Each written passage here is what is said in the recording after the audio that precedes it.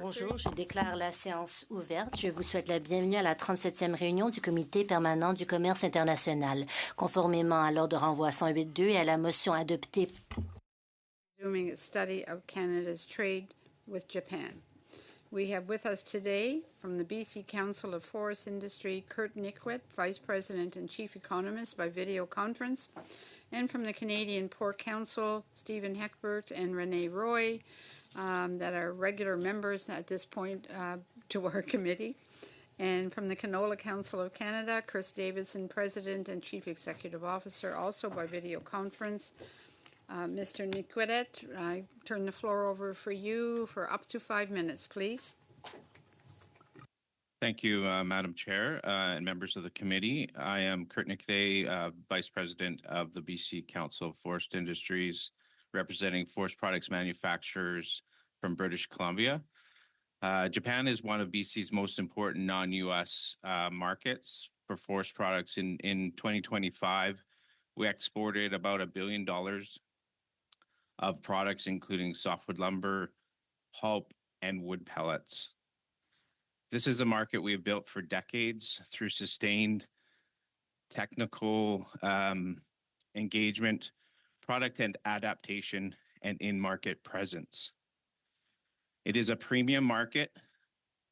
Canadian lumber achieves significantly higher prices in Japan than the United States. Canadian suppliers hold roughly 65% of Japan's 2x4 housing market. BC mills are specifically configured for this market, including metric sizing, appearance grade products, and there are long-standing relationships with customers in Japan. At the same time, Japan is not a growth engine. The market is constrained by declining housing demand as a result of demographics, rising domestic supply, increased competition from Europe, and tightening technical and sustainability standards. For BC producers already facing high fiber costs and supply constraints, maintaining share requires continuous investment and engagement. Even with decades of success in Japan, approximately 75% of BC's lumber exports still go to the United States. There is no realistic scenario where Indo-Pacific markets replace the scale of the US market. Diversification strengthens resilience, but it cannot substitute for stable and predictable access to the United States. From a policy perspective, 4 priorities stand out. First, sustain and expand funding for Canada, the Canada Wood Program. Second, invest in technical engagement, including standards, alignment, testing, and building innovation. Third, recognize forestry as a core sector within Canada's Indo-Pacific strategy. And fourth, continue coordinated federal, provincial, and industry trade engagement. In closing, Japan demonstrates that BC and Canada can compete successfully in high-value global markets, but diversification is not a substitute for stable access to our primary market. Thank you. I look forward to your questions. Thank you very much. On to Mr. Heckbert, please. It'll be Monsieur Roy who will have our opening statement. Okay, Mr. Roy, you have the floor, please. Bonjour, Madame la Présidente et membres du comité. Madam Chair, members of the committee, thank you for the invitation to join you today on this topic. My name is Renee Roy. I am a pork producer from the Beauce region of Quebec. I have the privilege of serving as the chair of the Canadian Pork Council. Joining me with you is Stephen Heckbert, our CEO. Today, we will discuss a fundamental relationship for our trade prosperity, Japan. For the Canadian pork industry, Japan is not just a buyer. It is a premier strategic partner. And Japan is not new. It has been built over more than 50 years of rigor. Since the 1970s, Canada has consistently met the extremely high quality standard of Japanese consumers. Today, the statistics speak for themselves. Canada is our second largest export market by value. In 2025, Canadian pork exports to Japan exceeded 1.5 billion, and the gap with our largest market, the United States, is very narrow. What is particularly notable is Japan's preference for chilled fresh pork, a high-value segment where Canada holds a dominant market share. Nearly half of all fresh pork imported into Japan comes from our farm in Canada. Beyond the numbers, we must understand the geopolitical significance of these exchanges. In today's global context, agri-food trade has become an instrument of national security and sovereignty. By providing Japan and its citizens with a stable, healthy, and high-quality protein, Canada strengthens its diplomatic ties with one of the world's most influential economies. This interdependence creates a solid alliance within the Indo-Pacific region. A Canada that exports its processed resource on a large scale is a Canada that projects influence. Every ton of pork shipped to Tokyo is a pledge of stability with our bilateral relations. It demonstrates that Canada is a reliable partner even when global supply chains falter. This reliability bolsters our diplomatic weight and, by extension, our sovereignty on the global stage.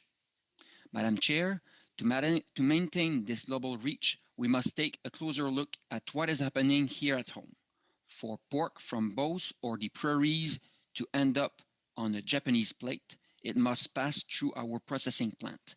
It is imperative that we recognize the strategic importance of developing and supporting a strong meat processing industry in Canada. Why?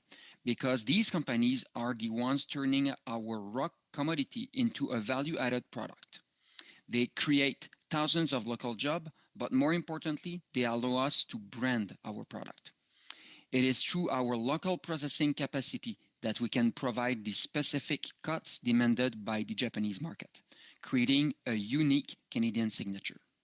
Without robust domestic processing, we would merely exporting commodities. With it, we are exporting Canadian excellence. This added value is what makes Canadian agri-food products shine across the world. This does not mean that there are no challenges.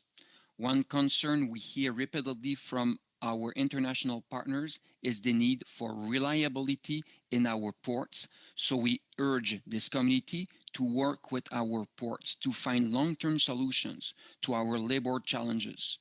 Our international market, who rely on our products, needs to know they can do so. With that said, the Japanese market is the perfect example of Canadian trade success, a historical relationship based on equality and mutual trust. To protect this success and strengthen our national security, we must continue to diversify our market while investing heavily in our domestic processing capacity and our infrastructure. This is how we will ensure the sustainability of our farms and the strength of our economy. Merci. Thank you, and I look forward to your questions. Thank you very much. Mr. Davidson, please, for up to 5 minutes. Thank you. Chair Scurll, members of the committee, thank you very much for the invitation to join you today. My name is Chris Davison, and I'm the President and Chief Executive Officer of the Canola Council of Canada. The Canola Council is a national value chain organization representing approximately 40,000 canola farmers, together with the rest of the value chain, which includes exporters, processors, and life sciences companies. As a value chain organization, our goal is to ensure the industry's continued growth and success, and to do this by meeting domestic and global demand for canola and canola-based products, namely canola seed, oil, and meal. Our industry represents $43.7 billion in direct, indirect, and induced economic activity annually, supports over 200,000 jobs across the country, and some $16 billion in WIS. Canola also represents one of the largest sources of farm cash receipts in the country. International trade is vital to the success of the industry. The vast majority of canola products are destined for international markets, with export value totaling $12.6 billion in 2025. Japan is a valued customer of Canadian canola, accounting for 10% of the aforementioned total export value in 2025. More specifically, in 2025, Japan imported 1.7 million metric tons of Canadian canola seed, representing approximately 23% of all Canadian canola seed exports that year. Total export value of canola and canola products to Japan in 2025 was $1.3 billion, $1.2 billion of which was canola seed, together with a smaller quantity of canola oil. Japan's use of vegetable oils for food uses is very significant, representing almost 2 million metric tons in 2025. Current calendar year exports to Japan of Canadian canola seed through February are just over 250,000 metric tons, and for the crop year starting last August, those exports are just shy of 900,000 metric tons through February. Japan is a consistent and long-standing customer of Canadian canola, with export volumes ranging from just over 1 million metric tons to 2.3 million metric tons annually over the course of the last 10 years. This trade relationship is supported by extensive and ongoing industry-to-industry engagement between Canadian exporters and Japanese importers, buyers, and processors. There is also a long-standing bilateral canola consultative mechanism originally established between the Canadian and Japanese governments and now operated by Canadian and Japanese industry with the participation and support of both governments. As part of this consultative mechanism, there are meetings each year where representatives of the Canadian and Japanese industry come together with the participation of government representatives and other select stakeholders. In fact, this year represents the 50th year of these consultations, making it the longest running and ongoing bilateral canola trading relationship. These meetings are characterized by discussion and information sharing on a range of canola-related topics, including food security, production of canola, supply and demand, quality, sustainability, and transportation among them. By way of summary and conclusion, the Canada-Japan canola trade is a very important relationship with Canada as a world leader in canola production and exports, and Japan, a valued customer that relies on imports to meet approximately 60% of its overall food security needs. Canadian canola has and will continue to work to play an important part in meeting those needs. Thank you for the opportunity to join you today, and I look forward to the discussion that follows. Thank you very much. I neglected to mention to the committee members that the UK got royal assent, that agreement that the committee did extensive work on, and the Indonesia is passed as well. So that's the great work that this committee does. So I just wanted to recognize the great work that the International Trade Committee does, and to thank all the members for the extensive cooperation that they showed, and the work, it came out better as a result of us working together. So thank you to all. Okay, Mr. McKenzie, 6 minutes, please. Thank you, Madam Chair. If I could, I would start, Mr. Davison, by asking you to put into context the exports that Canada has in the canola area to Japan in the context of our overall canola exports, our major trading partners. Sorry, I think you may be muted. There we go. Thanks very much. Thanks very much for the question. Yeah, a couple of comments I can make about that. As I mentioned in my opening remarks, the overall export value of Canadian canola in 2025 was $12.6 billion. Japan represented 10% of that in terms of economic value. And in terms of the proportion of seed exports, it represented 23% of seed exports in 2025. Japan is a consistent top 5 customer for Canadian canola and canola products, together with the United States, China, the European Union, and Mexico. There are a number of other markets that are of significant interest and value to Canadian canola, many of which you'll be familiar with: the UAE, Bangladesh, South Korea, Pakistan, Chile, etc. But just to come back to the main point, Japan is a consistent and long-term top 5 customer for Canadian canola. Thank you. And our major export markets are the U.S. and China? They are the top two markets, and together, certainly in the context of 2025, those are consistently the top two. And as I said, the EU, Japan, and Mexico round out the top five. So most of, if not everyone, listening to this conversation today will be familiar with the events with respect to China's restriction on imports, their tariffing position on Canadian canola as part of, let's say, aggressive trade negotiations, to try and put it somewhat gently. Were the other markets, including markets like Japan, able to take up the slack created by the reduction in the Chinese market? Yeah, certainly we saw there were a number of factors that came together. We're always looking at a combination of market dynamics, and certainly when our number two market in the case of China was effectively closed to us, that certainly has a ripple effect throughout the industry, and you sort of see a reordering of the trade that takes place, which is typically a function of a number of factors. Obviously, supply and demand, the relationship to price in that regard, what our competitors are doing, whether they're having strong production or not. So we were very pleased to see a number of other markets step up in terms of the volumes that they were taking of Canadian canola and canola products. But I will just say collectively, we're very grateful for that. But in terms of the total volume and value represented by our top two markets cannot be made up by the other markets collectively. China's position on tariffs on canola was a temporary reduction. What do you anticipate, or what are you concerned about going forward for the year ahead?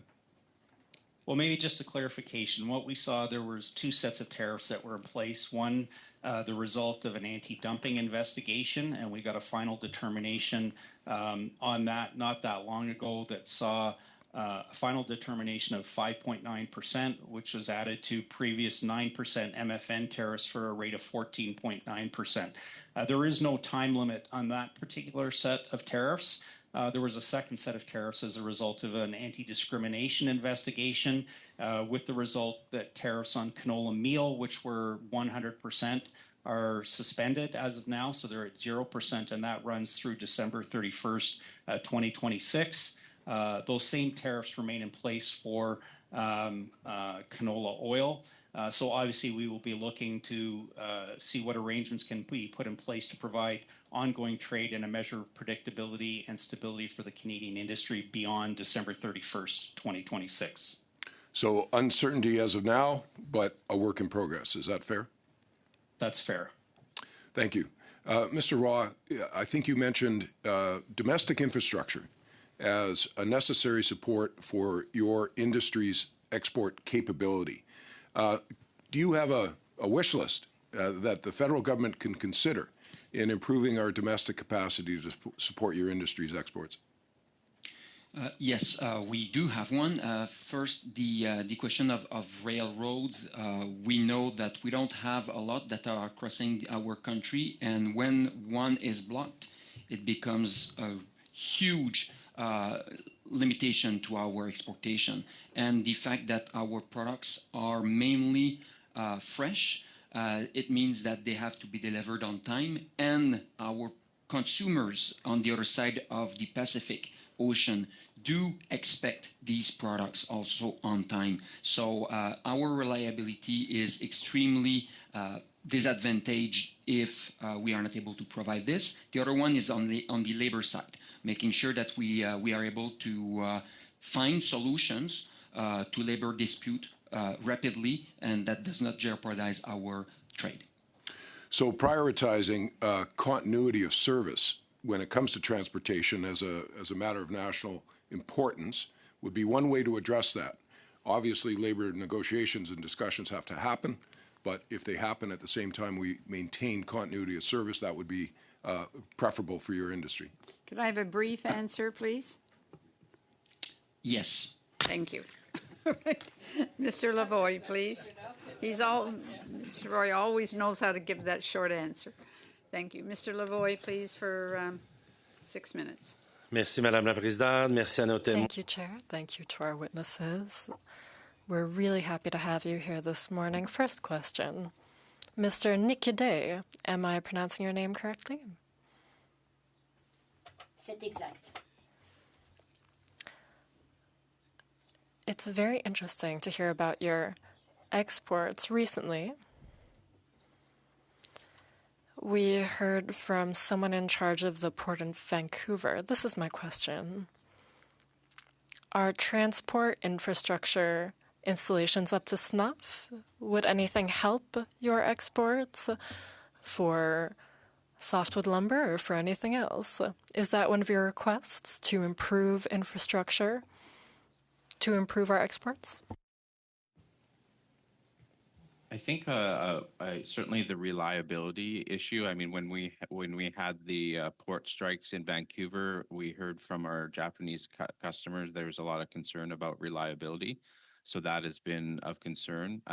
Certainly, improving infrastructure is always welcome. One of the other main issues, though, is related to rail, reliability of rail.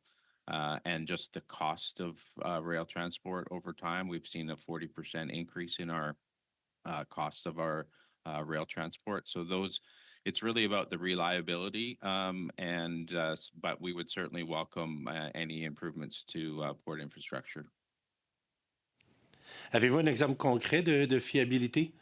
Are you worried about reliability? We're talking about reliability, but can you give us one concrete example so we can properly understand what you mean by reliability?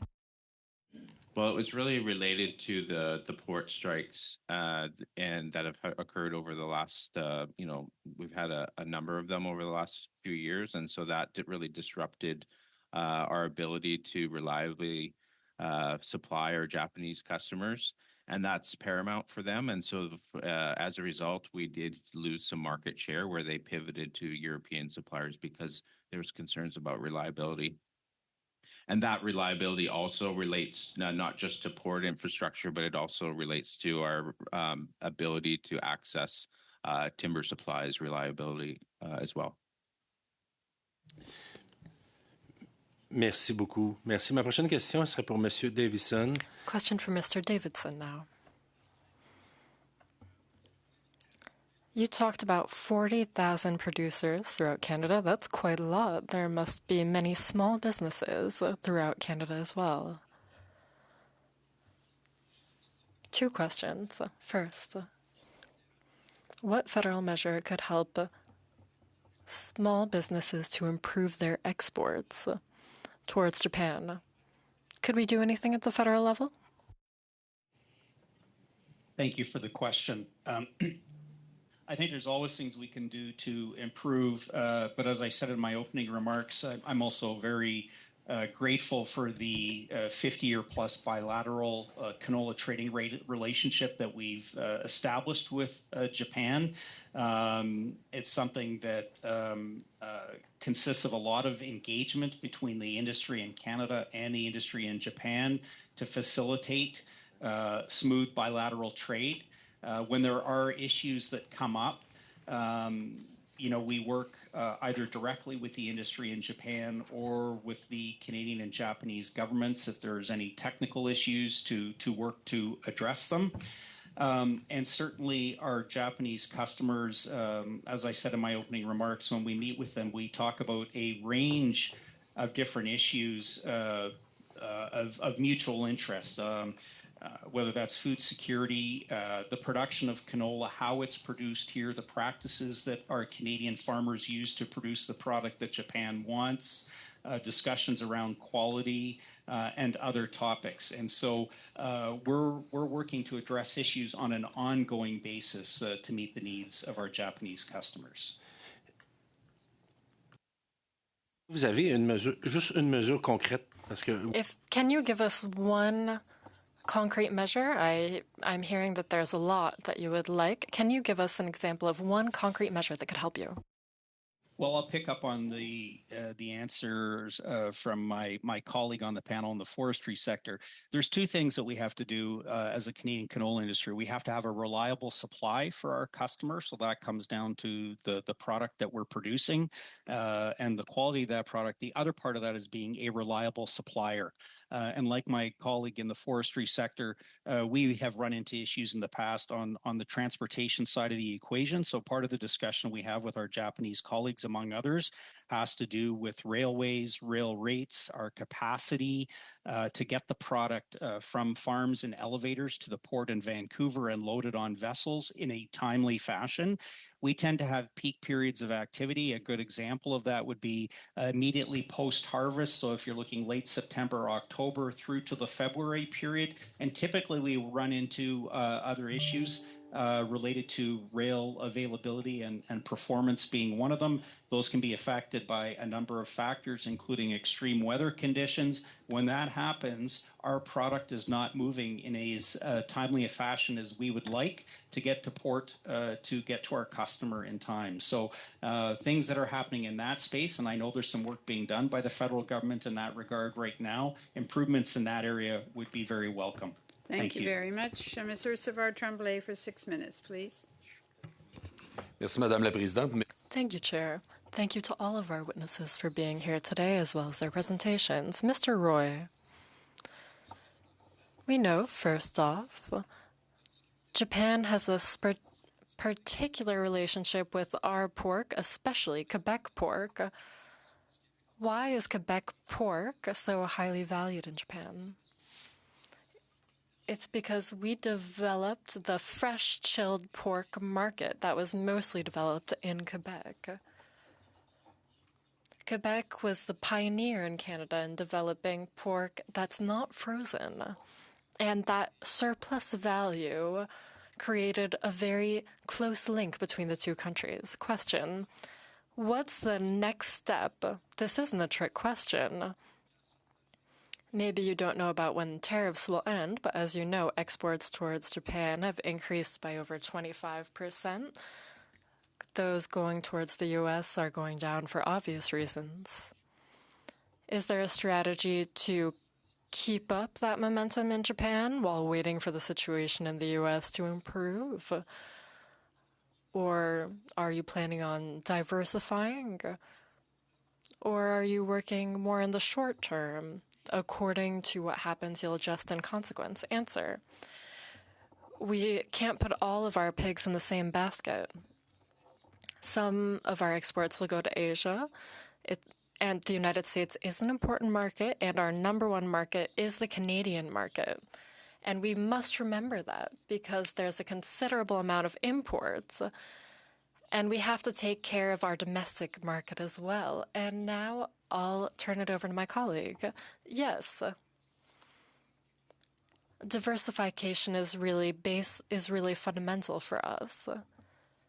We find that there are opportunities worldwide, especially in Southeast Asia. In our opinion, we ought not seek out only one market and seek to grow only one market. For us, our long-term strategic plan is to grow all markets at the same time. The Japanese market is growing with changes that happen for all countries worldwide. We would be able to increase our exports in Japan in parallel with growing our exports to Mexico, for instance, which is also a relevant trading partner. So we're always planning on growing our exports. In other words, we're not putting all our pigs in the same basket. We're seeing where possibilities are possible, but at a certain point you have to make choices. You don't have infinite production capacity. And now you're exporting less towards the United States. I understand that you're taking opportunities as they arise. But infinite growth is not possible. So what would you do? Answer, absolutely. And it's important to take care of surplus value. When we can have surplus value, we need to take those opportunities. Yes, we're exporting towards the United States, but we also need to be able to take care of our markets. And a really key point is to have that ability is research and processing in Canada. We can see other industries that cannot process their raw materials in Canada. It's a really serious issue. Japan has a good reputation. We heard from other meat exporters to Japan, but Japan is generally well known for its very strict regulations. There's really a Japanese way of making meat cuts. Last week we heard about beef. Wagyu beef is a Japanese specialty in your case. And Japanese food has a lot of pork. It doesn't seem to be an issue for you. Exports are still going up. This year, Canada was the biggest pork producer to Japan. Please speak to that. We developed a very specific market. We developed our quote-unquote Wagyu pork for the Japanese, so we make specific cuts for the Japanese market. And by default, that's the most rigorous market in the world. So when we can please the Japanese, we can please any market. If I may, we also made direct investments in the Japanese market. We created an office in Japan for Canada Pork. We are on the ground to sell the Canadian quality of pork, and we're always speaking with our our Japanese buyers. So that was really something that made sure we had that presence in the market, and we were able to meet that demand. Seconds remaining. Écoutez, ma question va prendre le 18 secondes. Well, 18 seconds. Yes or no? Beyond the expertise, all the aspects of certification, traceability, red tape, bureaucracy, the regulation aspect, is that an issue for you? You can just say yes or no, or we'll keep it for the next round. There can't be too much red tape. Okay, thank you very much, Mr. Mantle. Please, for 5 minutes. Thank you, Madam Chair. Thank you to our witnesses for appearing and providing their valuable testimony this morning. Mr. Nikadek, if I've pronounced your name correctly, I hope. A few questions to begin with for you. Could you tell me what the largest market is for Canadian lumber? Yeah, the largest market is the United States. For just thinking at a Canada level, about 85% of our exports are destined to the U.S. For British Columbia, it's about 75%. We're the most diversified, just given our position on the West Coast, and and in terms of the second largest markets, that's really those Asia Pacific markets, Japan and China. Just to clarify your comment, so about 85% nationally, 70% of BC. Where does Japan fit into that mix? Are they 5%, 10%, somewhere else? Yeah, it's about, on a national basis, I think it's around 5%, but for British Columbia, it would be higher, up around 10% by value. Okay, so the U.S. is still by far and away the most important market for the industry. Absolutely. Could you give us your review or update on what the current status is of our disputes there with the United States and what your understanding of the Canadian government's actions in that respect are? Sure. I mean, currently we're facing about 35% combined anti-dumping and countervailing duties, and then on top of that, we have a Section 232 tariff of 10%. So we're at 45% overall, and that's really has had a significant impact on our exports. So I think our exports year over year have declined by about 20%, and so we have been engaging with the federal government and saying that the forest sector needs to be a priority in their engagements with the U.S. as part of the negotiations and the CUSMA review. Do you believe or do you feel that the government has made you a priority in that review? We do now. There was concerns there where last year where we did feel like some of the other sectors were getting more attention, steel and aluminum, but I think we really spoke up about our concerns there, and we have seen a change in the federal government. That's good to hear.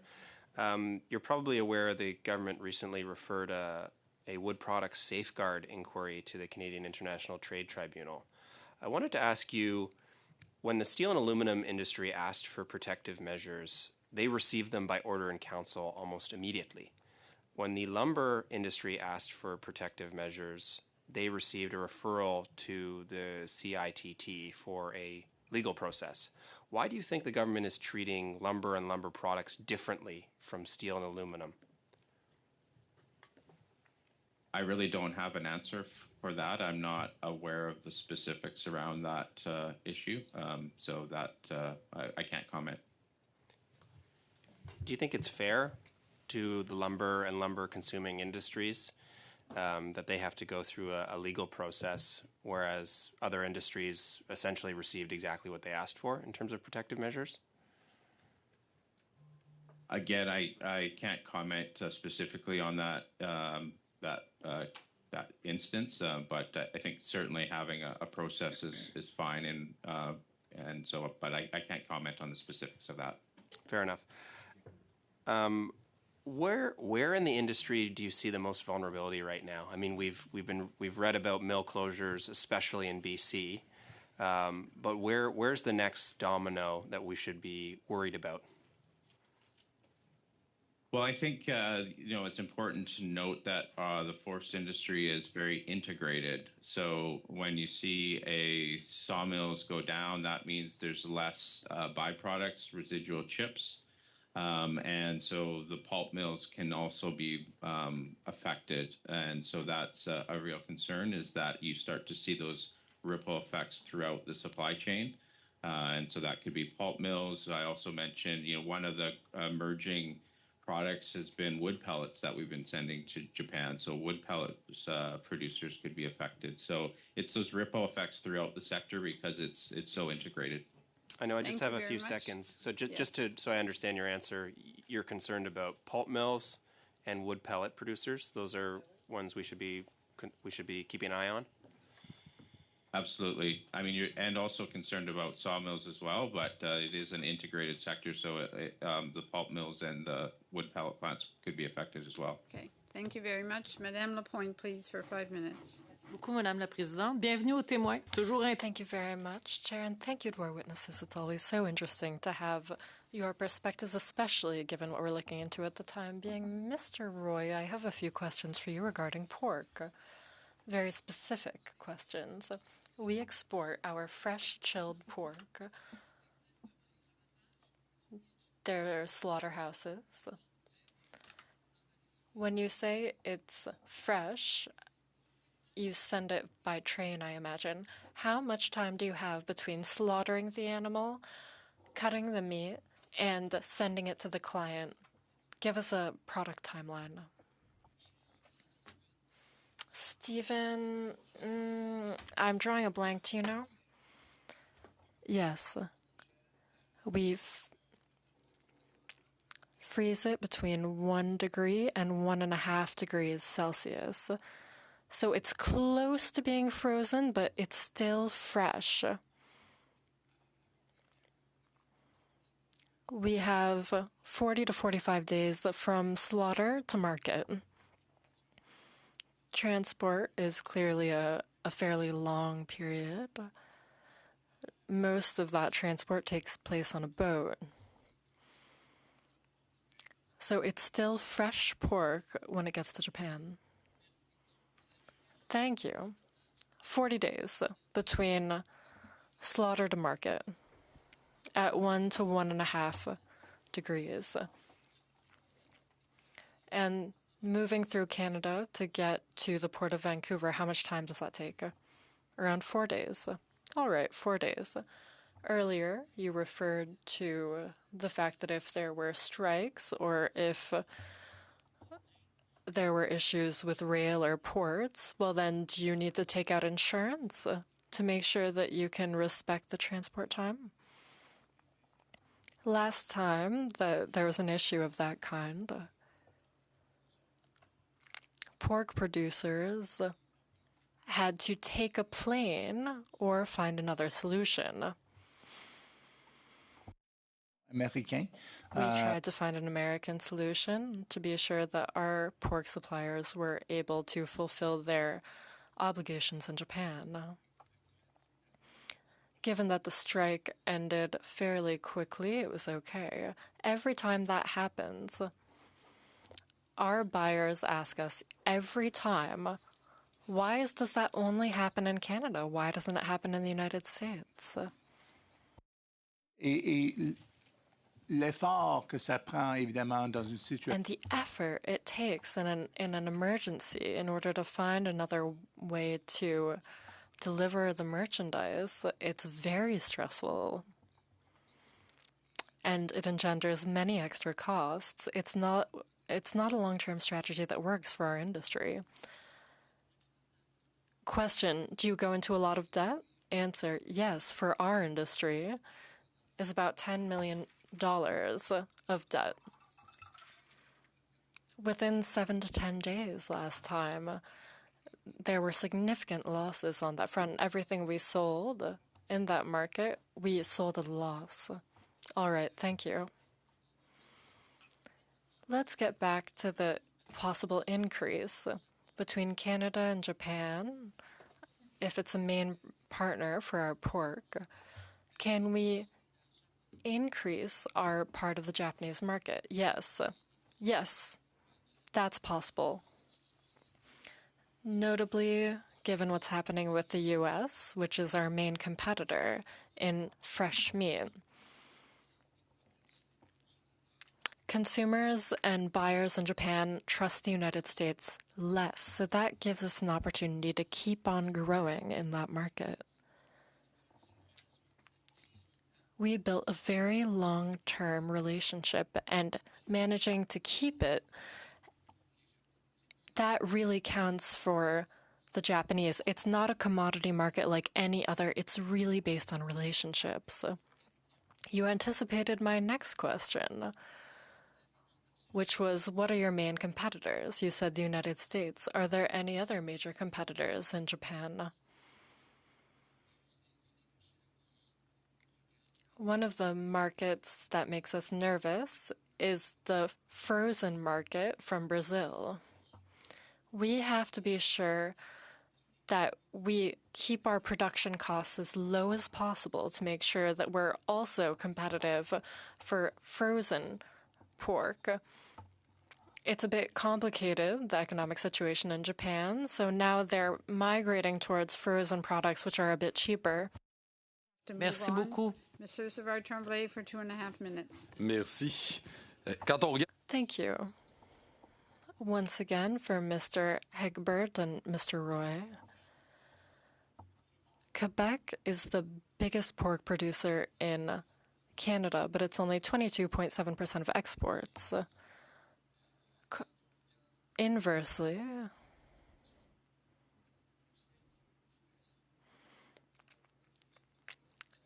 Manitoba's 46.6%, despite the fact that it only represents 22% of Canadian production. Will Japan say, would it be an opportunity for Quebec to increase its ratio, or would other provinces win in that regard? You said Quebec was a pioneer for certain types of meat that might really catch on in Japan. Please speak to that.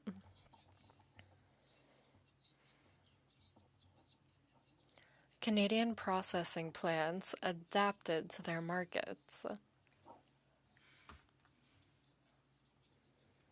Manitoban businesses concentrated on exports, whereas in Quebec, there was an orientation towards the Canadian market. So that explains that. But every time we manage to increase our surplus value, our value added, that's a really big margin and a lot of money we can bring back to Canada and to Quebec.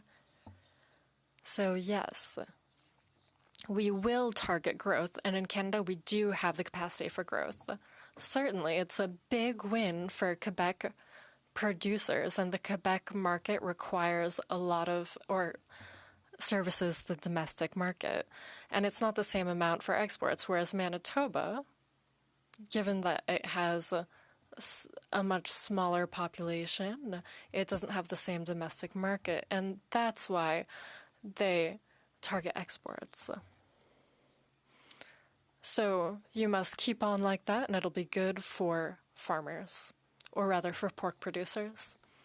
How much time do I have? Merci. Oh, well, I don't have much time. Thank you. Mr. Chambers. Mr. Chambers, please. Mr. Davison, can you just help me understand, has there ever been any, to your knowledge, has there ever been any threat of tariffs on your members' goods from Japan? In terms of a threat of new or different tariffs being imposed on Canadian canola and canola products in terms of bilateral trade between Canada and Japan? That's correct. No. That's correct. So, in your view, they're a reliable trading partner, is that correct? Correct, yes. And do you feel that there are some countries in the world that are less reliable? Well, I think we're all very aware of the current geopolitical environment that we're all operating in across all industries and sectors. And so there are obviously, for a variety of different reasons, different markets or different countries that pose challenges. Yes, that's true. Right. So do you feel that your members in the sector have been or can be used not because of anything that your members do, but that you're feeling the consequences of kind of being stuck between two countries who might be arguing about nothing to do with your goods? I think that's a risk for many industries. We've talked about that in the past, and sometimes you use a term of collateral damage in situations like that. And so obviously we're in the markets that we're in for good reason in terms of the Canadian canola industry. So what we want to do is make sure that the markets that we have a bilateral relationship with are working as smoothly and effectively as efficiently as possible. And so that's our goal in that regard. That's great. I think the term you use, collateral damage, is probably exactly the words I was searching for. Since your industry is sometimes collateral damage in these disputes, do you think that you get enough transparency or information from the government when there are potential threats to your industry before they come?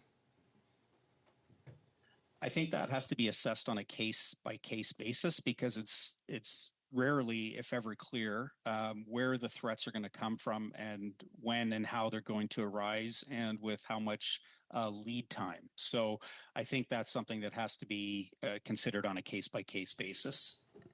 Fair enough. Do you think we should strive to provide those industries with more information and transparency from the government when they might be facing a threat, unbeknownst to them, and for actions they had no hand in? Absolutely. I think anyone would want to get as much information as possible in advance of a potential threat to their industry. Sometimes that allows us to take preemptive action or attempt to seek redress on a particular issue, depending on its origins and nature. But certainly, the more we know before things happen, the better. Thank you very much. Mr. Nekidet, when's the last time that your industry had an agreement with Softwood Lumber? Yeah, the last agreement expired in 2015, in October of 2015. Okay, thank you very much. So 2015, and now I think your testimony is that you feel pretty confident that the government has your back. When do you expect that you'll have a Softwood Lumber agreement? It's difficult to predict. They've communicated to us that it's a priority in their engagement with the U.S., but it takes two to tango. So I appreciate that. Dependent on and would the U.S. And sort of just limited time. And would your preference be to get more loans for the government or to actually have an agreement with softwood lumber? I think our preference of the solution is to get a long-term agreement. Great. Hopefully we can expect that in an expeditious manner. You have 24 seconds left.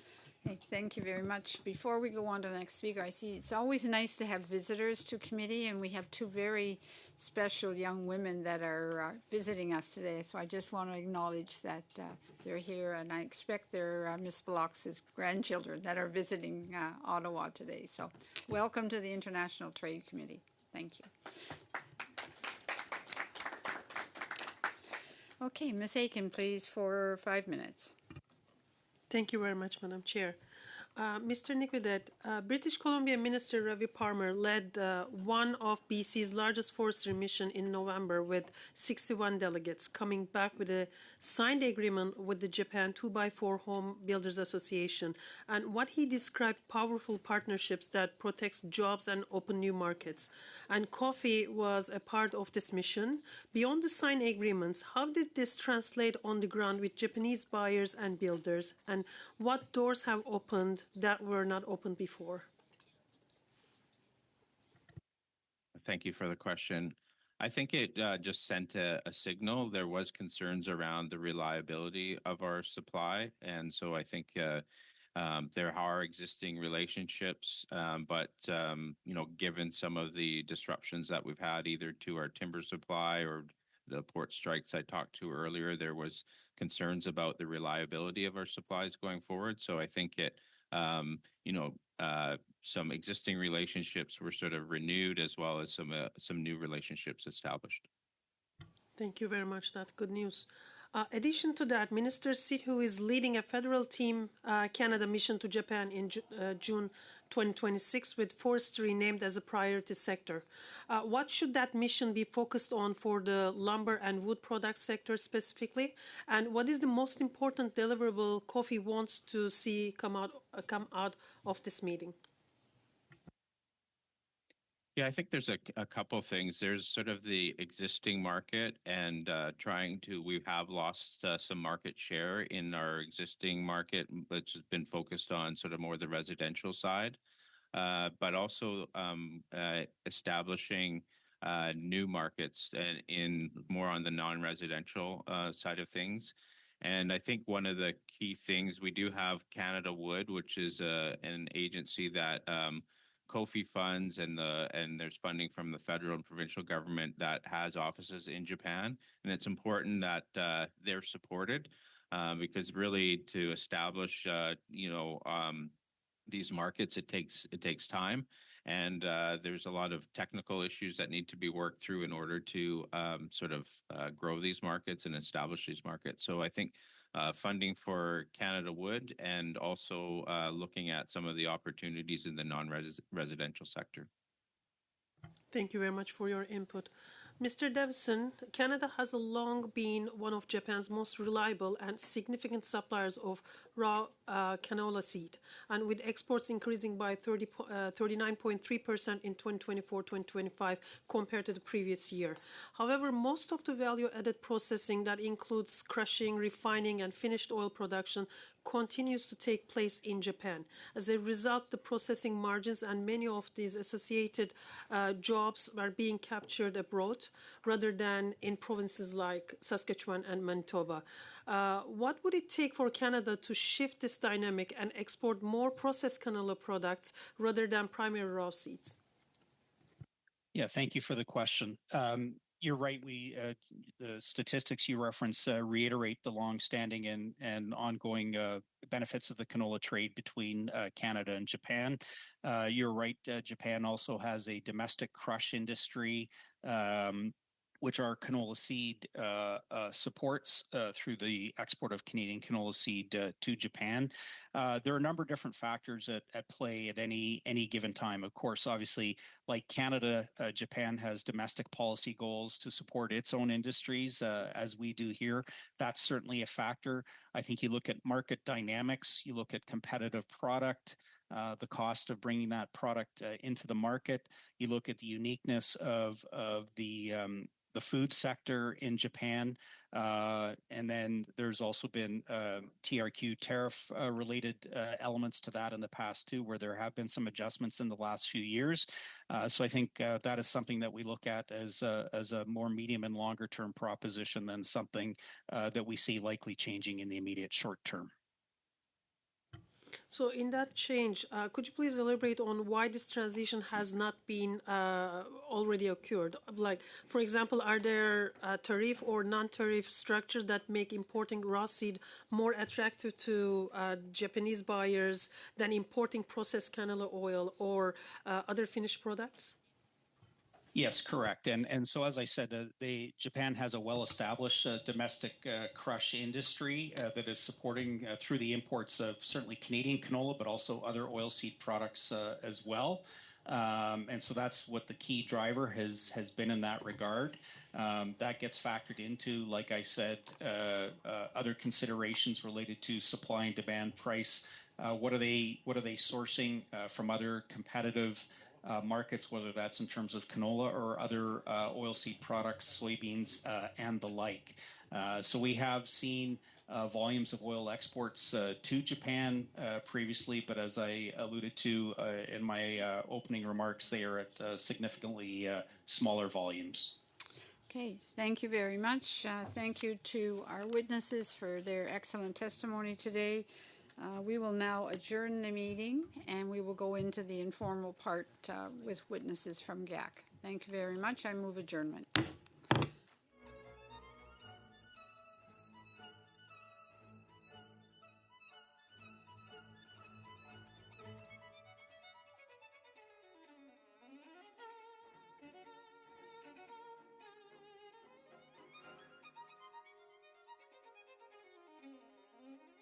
Thank you.